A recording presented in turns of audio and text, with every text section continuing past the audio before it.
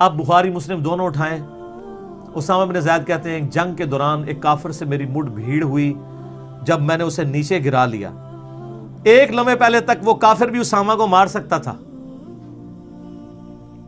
ایک لمحے بعد اسامہ نے اسے نیچے گرا لیا، اور جب اس کی گردن کاٹنے لگے تو اس نے کلمہ پڑھ دیا، لا الہ الا اللہ محمد رسول اللہ صلی اللہ علیہ وسلم. حضرت اسامہ نے پھر بھی اسے قتل کر دیا. ہم بھی ہوتے یہی کرتے ہیں کہ یار وہ موت کے ڈر سے ہی پڑھ رہا ہے، لیکن حضرت اسامہ تھے نا، نبی علیہ السلام کی تربیت یافتہ، کسی دوسرے بندے نے شکایت نہیں لگائی. حضرت اسامہ کہتے ہیں مجھے اتنا غم تھا اس بات کا کہ یار مجھ سے کوئی معاملہ مس ہینڈل ہو گیا. آپ کے حکمران کہتے ہیں نیت اچھی ہے، کام پورے پیر پاویں. کافر کو مارنے سے اچھا کام کون سا ہو سکتا ہے میدان جنگ میں؟ ویسے نہیں، اللہ نے اپنے بندے کہا ہے جو میدان جنگ میں بہادری دکھاتے ہیں. عام کافروں کو نہیں قتل کرنا. نبی علیہ السلام سے کہا یا رسول اللہ اس طرح ہوا تھا تو میں نے اسے قتل کر دیا. اب میں تو نے اسے قتل کر دیا جبکہ تو نے خود اپنے کانوں سے سنا وہ کلمہ پڑھا تھا. کہا یا رسول اللہ اس نے ڈر کے کلمہ پڑھا تھا، اوپر سے پڑھا تھا. آپ فرمایا اے اسامہ کیا تو نے اس کا دل چیر لیا تھا؟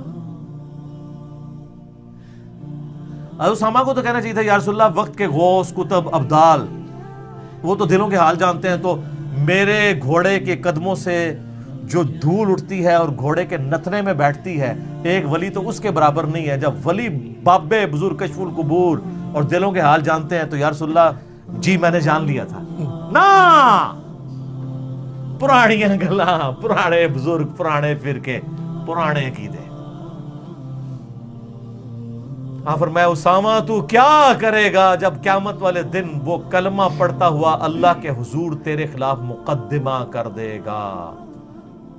اور نبی علیہ السلام اس جملے کو رپیٹ کرتے رہے، اسامہ تو کیا کرے گا، اسامہ تو کیا کرے گا. اسامہ کہتے ہیں حضور تسی تے آؤ، جو بھی آپ کی امت سے بچا لیں گے آپ مجھے. اور اسامہ کے الفاظ ہیں صحیح مسلم میں کہ میں نے اس دن خواہش کی کاش آج سے پہلے میں کافر ہوتا اور میں آج کلمہ پڑھتا اور اس کلمے کی برکت سے میرے کفر کے وقت کے وہ گناہ دھل جاتے. یار ایک شخص اس لیول پہ اتر آیا ہے، ظاہر ہے جب نبی آپ کو تھریٹ کر رہا ہے کہ تو کیا کرے گا تو پھر آپ کی امید اور کون ہے پھر. لیکن اس واقعے سے کتنے مدنی پھول نکلے جو کسی کو ہضم ہونے کے لیے تیار نہیں ہے. نبی علیہ السلام نے حضرت اسامہ ابن زید کی نیت کو نہیں دیکھا، ان کی نیت بری نہیں تھی. عمل کے اوپر فتویٰ لگایا کہ یار جب ظاہر تمہیں نظر آیا تھا تم دل کا معاملہ چھوڑ دیتے، تم ظاہر کے اوپر عمل کرتے. آپ کے علماء آپ ان کے سامنے کلمے پڑھے، آپ کو ایمان کا سرٹیفکیٹ دینے کے لیے تیار نہیں ہے. جنید جمشید صاحب نے ہاتھ جوڑ کے معافی مانگی، بریلوی علماء نے کہا نہیں یہ معافی قبول نہیں ہے، اندرونی مانگی. اور وہ ایکٹر اینکر نے جب وہی حرکت کی گستاخانہ اور خلفائے راشدین کے بارے میں بات کی، مجھے تو اس کا نام لیتے ہوئے بھی شرم آتی ہے، اس کے نام کے اندر حسین آتا ہے اور نام حسین ہے اور کرتوت دیکھیں تو اس شخص کی توبہ جو ہے انہی علماء نے قبول کر لی. اور وہ خود کہہ رہا ہے جی میں نے صحیح توبہ کی ہے، اس نے صحیح نہیں کی ہے. اور پھر جیو ٹی وی کے اوپر پوری کمپین اس نے چلائی اس کے خلاف، جنید جمشید صاحب کے خلاف. ان پہ آپ کو پتہ ہے حملے ہوئے ایئرپورٹ پہ، وہ تو اللہ نے ان کو عزت سے اٹھا لیا ہے، ورنہ ان لوگوں نے تو نہیں چھوڑنا تھا. یہ علیحدہ بات ہے پھر کتنے عرصے بعد جو ہے وہ جب جیو کے گاٹے فٹ ہوا وہ بندہ، تو شاہ زیب خان زادہ نے ٹی وی پہ آ کے نہ صرف جیو ٹی وی کی پرانی غلطیوں کی معذرت کی بلکہ اس وقت پرائم منسٹر کو بھی کہا کہ اس کو اپنی جماعت میں نہیں لینا. خیر پرائم منسٹر صاحب نے پھر بھی لے لیا، اور حالانکہ ان کی مخالفت کئی لوگوں نے کی بھی تھی. بل اس لحاظ سے میں یعنی سلوٹ کرتا ہوں کہ کم از کم انہوں نے اپنی غلطی تو مانی نا کہ یار ہم لوگ یہ غلط کمپین چلاتے رہے، لیکن اس کا جو خمیازہ بھگتنا پڑا نا وہ تو اب اللہ نے معاف کرنا ہے تو کرنا ہے. ہمیں نہیں پتا اس کا اب کیا معاملہ ہوگا، وہ جو کچھ انہوں نے اس طریقے سے کیا. تو خوف خدا کرنا چاہیے. اللہ سے ڈرنا چاہیے. اپنی غلطیوں کو جسٹیفائی کرنے کے لیے کبھی اس حدیث کا سہارا نہ لیں کہ انما الاعمال بالنیات. اس کا تعلق صرف نیک کاموں کے ساتھ ہے کہ نیک کام ہوں گے تو اچھی نیت پہ ثواب ملے گا, اور نیک کاموں میں اگر ریاکاری کی نیت آ گئی, برائی کی نیت آ گئی, تو آپ کو ثواب نہیں ملے گا. اس کو سپورٹو وہ حدیث بھی ہے صحیح مسلم کی کہ نبی علیہ السلام فرماتے ہیں قیامت والے دن ایک سخی, ایک قاری اور ایک شہید کو بلایا جائے گا. اللہ تعالیٰ سب کو اپنی نعمتیں گنوائے گا اور پھر پوچھے گا ہاں جی سخی صاحب بتاؤ تمہیں میں نے اتنا مال دیا تھا, تم نے کیا کیا؟ کہ یا اللہ میں نے تیرے لیے اتنا کچھ لٹا دیا, اور بلکہ آج کے دور میں تو کہنا چاہیے میں نے مسجد میں نیم پلیٹ بھی لگوائی تھی, یہ ٹوٹیاں فلاں سیٹ صاحب نے اور فلاں چودھری صاحب نے لگوائی تھی. تو جا کے دیکھ لے, تجھے ابھی بھی یقین نہیں آتا میرے نام کی نیم پلیٹ لگی مسجد کے باہر. یہ آج کے دور میں اللہ فرمائے گا تو نے اس لیے کیا تاکہ لوگ تجھے نیک کہیں, تو کہہ لیا گیا. لوگ تجھے سخی کہیں, کہہ لیا گیا, تو اجر لے لیا نا. میری بارگاہ میں کوئی اجر نہیں, اوندھا منہ کر کے دوزخ میں. شہید کہے گا یا اللہ میں نے تیرے لیے جان دے دی, اور کیا کرتا, اس سے بڑی تو کوئی چیز ہی نہیں تھی. اللہ فرمائے گا تو نے جان اس لیے دی تاکہ لوگ کہیں بڑا بہادر ہے, تو تجھے کہہ لیا گیا نا, تو دنیا میں اجر مل چکا, اوندھا منہ کر کے دوزخ میں. اور قاری کو اللہ تعالیٰ فرمائے گا تو وہ کہے گا یا اللہ میں نے اتنے لوگوں کو قرآن سکھایا. اللہ فرمائے گا اس لیے کہ تاکہ لوگ تجھے قاری کہیں, تو لوگ تیری بڑی تعریف کریں. تو بڑی لوگوں نے تعریف کی ہے, تیرے ناموں کے بڑے بڑے اشتہار اور بینر بھی چھپتے تھے, ساتھ اتنی لمبی لمبی دمیں لگی ہوئی ہوتی تھیں آج کے دور میں. تو اتنا اجر تو لے بیٹھا ہے نا, اور جو نذرانے تو نے بٹورے اس نام کے اوپر وہ بھی تو بٹور چکا ہے نا. اب ادھر کچھ نہیں تیرے لیے, اوندھا منہ کر کے دوست. سر دنیا میں ان 3 بڑے کاموں سے اگر کوئی کسی کیل میں کوئی بڑا کام ہے تو مجھے بتا دے.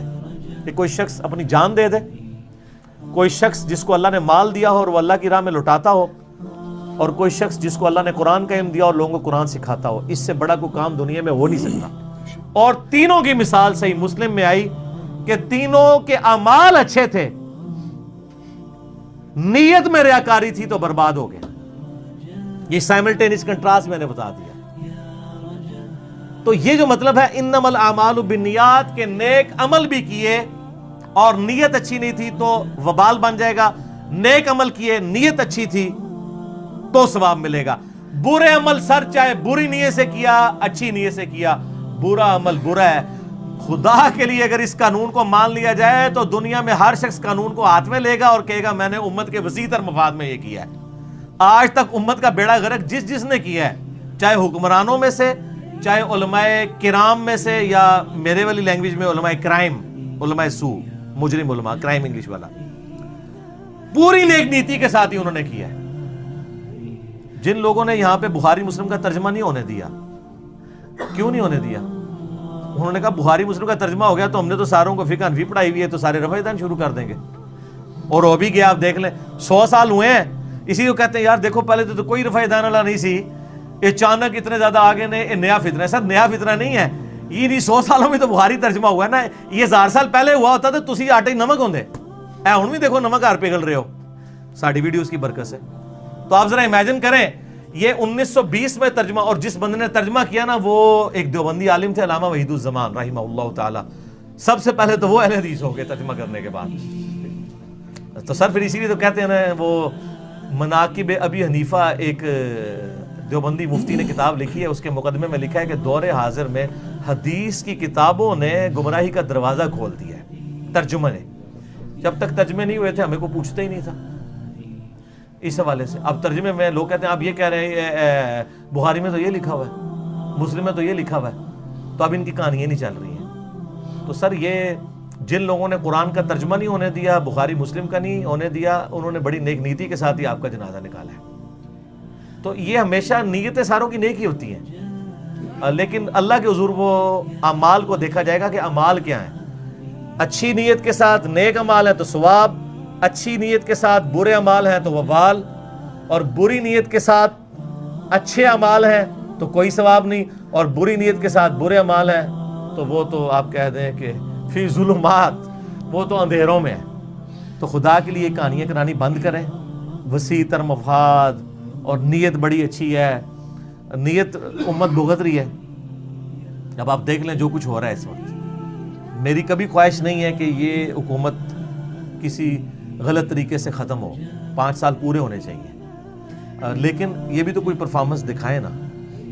چھوٹے چھوٹے معاملات کے اندر جو اپنی ذات سے ریلیٹڈ ہے یہ ایسے سیکھ پا ہوتے ہیں، اور جو بڑے بڑے عوامی مسائل ہیں جس پہ پوری قوم چیخ کے آپ کو کہہ رہی ہوتی ہے اور اس پہ آپ کے کان پہ جوں تک نہ رینگے، اور آپ کا صرف یہ دفاع رہ گیا کہ نیت بڑی اچھی ہے، نیت بڑی اچھی ہے۔ سر نیت کون بھانپ سکتا ہے اچھی ہے بری ہے؟ کوئی دنیا میں کوئی کمپیوٹر ہے جو جج کر سکے کسی کی نیت اچھی ہے بری ہے؟ صرف اس نے ظن ہی ہے نا۔ آپ کو اعمال کے مطابق جج کیا جائے گا، نیتوں کے اوپر نہیں آپ کو چھوڑا جائے گا۔ اور دنیا میں اللہ تبارک و تعالیٰ نے معاملات نیتوں کے اوپر نہیں رکھے، نیت کا تو معاملہ اللہ بندے کا ہے، دنیا میں آپ کو آپ کے اعمال کے اوپر جج کیا جائے گا۔ تو میں سیدنا عمر کا وہ قول ریپیٹ کرتا ہوں صحیح بخاری سے، جو اس پوری ڈاکٹرن کو ہڑپ کر جاتا ہے۔ کتاب الشہادات چیپٹر میں سیدنا عمر کہتے ہیں رضی اللہ تعالیٰ عنہ، جب تک رسول اللہ ہم میں موجود تھے، ہم سے کوئی غلط بیانی کرتا تھا یا خلاف واقعہ کوئی چیز ہوتی تھی اور سامنے کچھ اور ہوتی تھی، اللہ ہمیں وحی کے ذریعے آگاہ کر دیتا تھا، ہم اس وحی کی تائید کے ساتھ فیصلہ کر دیتے تھے۔ لیکن اب جو بندہ بھی برے اعمال کرے گا، ہم اس کے ظاہر کے اوپر فتویٰ دیں گے، اس کی نیت کا معاملہ اللہ کے سپرد کریں گے۔ یہ نہیں کریں گے کہ اس کی نیت بڑی اچھی ہے، کام پاویں سارے پیڑے نے سزا بھگتے گا۔ تو یہ انما الاعمال بالنیات، اور سر جو فلمی ایکٹریسز ہیں نا وہ بھی انما الاعمال بالنیات پیش کر رہی ہوتی ہیں، وہ بھی کہہ رہی ہوتی ہیں ہم بڑی خدمت کر رہی ہیں، ہم نے ایک مظلوم عورت کا جو ہے نا وہ کردار ادا کیا ہے اس ڈرامے کے اندر۔ تو ہر بندہ اسی حدیث کا سہارا لے کے بیٹھا ہوا ہے کہ میری نیت اچھی تھی، بظاہر مجھے حالات و واقعات ایسے ملے۔ جتنے حرام کو خوری کر رہے ہیں، جتنے لوگ دودھ میں ملاوٹ کر رہے ہیں، جتنے لوگ 2 نمبر مال بیچ رہے ہیں، وہ کہتے ہیں ہماری نیت اچھی ہے، بس کیا کریں، بس حالات ایسے ہیں، معاملات چل نہیں سکتے، ہماری مجبوری ہے۔ تو یہ اتنی بڑی مس کوٹ کی جانے والی حدیث ہے، حالانکہ حدیث تو بڑی زبردست تھی، اور یہ اللہ کی طرف لانے والی تھی کہ اعمال کا ثواب اسی صورت میں ملے گا جب خالص اللہ کے لیے ہوگی، اور اس کا تعلق صرف نیک اعمال کے ساتھ ہے۔ برے اعمال برے ہیں، چاہے اچھی نیت سے کیے جائیں چاہے بری نیت سے کی جائیں، برے اعمال برے رہیں گے۔